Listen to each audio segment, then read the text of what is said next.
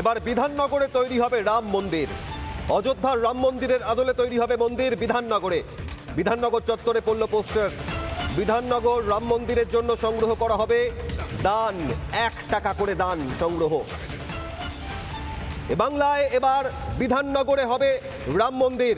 অযোধ্যার রাম মন্দিরের আদলে তৈরি হবে মন্দির বিধাননগরে।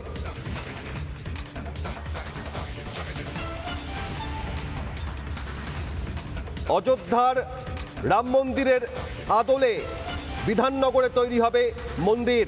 বিধাননগরে রাম মন্দিরের জন্য দান সংগ্রহ করা হবে 1 টাকা করে। আর এই বিষয় নিয়ে রাম মন্দিরের আহ্বায়ক সঞ্জয় পয়রার সাথে কথা বলেছেন আমাদের প্রতিনিধি মেঘা। দেখুন। হিন্দু সনাতনীদের একজোট এবং বিধাননগরে অযোধ্যার আদলে রাম মন্দির তৈরি করা আবার কোথাও মুখ্যমন্ত্রীর প্যানিক হয়ে দাঁড়াবে না তো? এই মুহূর্তে আমার সঙ্গে আহ্বায়ক সঞ্জয় পয়রা তিনি রয়েছেন, আমি কথা বলবো।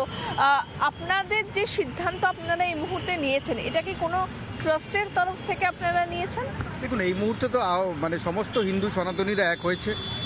বিধাননগরে রাম মন্দির দীর্ঘদিনের ইচ্ছা, তা সেটা হবে। এই মুহূর্তে আহ্বায়ক হিসেবে আমার নাম দেওয়া হয়েছে। সকল হিন্দু সনাতনীরা আছে।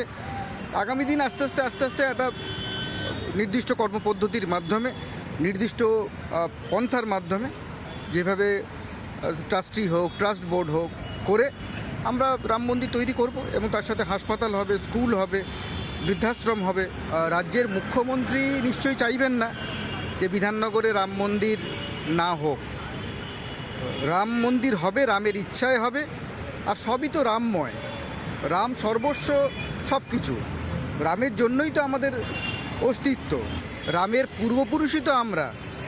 এই সমস্ত সনাতনী হিন্দুরা একত্রিত হয়ে রাম মন্দির করবে, রামের ইচ্ছায় করবে এবং রামরাজ্য প্রতিষ্ঠা হবে। এবং যে বা যারা যদি আমাদের এই বিধাননগরে রাম মন্দিরের বিরোধিতা করে, তাহলে বুঝতে হবে যে তারা হিন্দু বিরোধী, তারা সনাতন বিরোধী, তারা কোনো না কোনো কাউকে তারা অ্যাপিসমেন্ট করছে। এর মধ্যে কোনো রাজনীতি নেই। আমি একজন হিন্দু সনাতনী হিসাবে আমি রাম মন্দিরের আহ্বান জানিয়েছি, নির্মাণের একটা আগ্রহ প্রকাশ করেছি। অনেকে জমি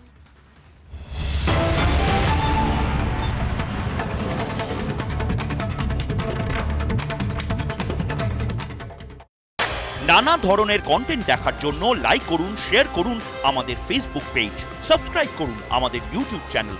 পাশাপাশি অন্যান্য ব্রেকিং নিউজের জন্য অবশ্যই চোখ রাখুন রিপাবলিক বাংলায়।